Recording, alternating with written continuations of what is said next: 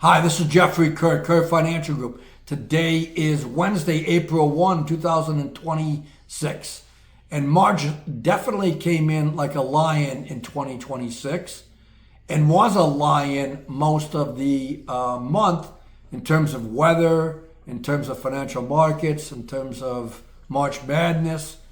And we did have a nice ending to the month from the financial markets perspective with a big rally in the stock market yesterday, trimming a lot of the losses for both the month and the quarter. I'll get to more of that in a second. The rally, was on top of President Trump's statements about decelerating our involvement in the Middle East and maybe even pulling out sooner rather than later.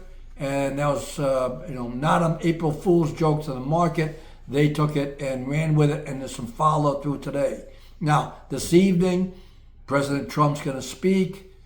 Hard to, nobody knows what he's going to say, and also how the markets are going to interpret it. So who knows? Maybe the rally, reverses tomorrow, and April picks up the losses from March and the first quarter. So for the first quarter, the Dow was down 3.5%, the S&P down 4.6%, the Nasdaq down over 7%.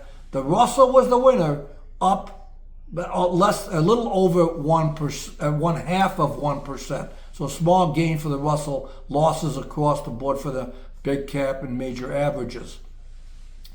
For the month of March, the Dow, the S&P, and the Nasdaq all down around 5%.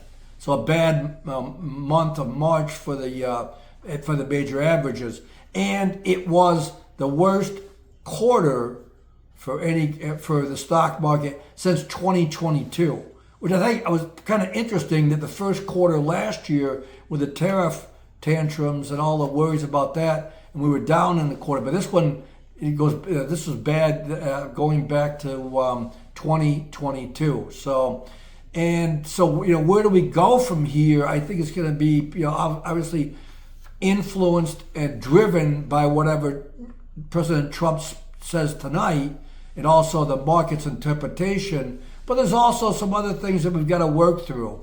Again, it's a nice rally. We've gotten back and recovered some of those losses, and hopefully we can continue the upward trend. But I think there's, again, a lot of unknowns and uncertainty out there, both economically as well as geopolitically. I'll end it there.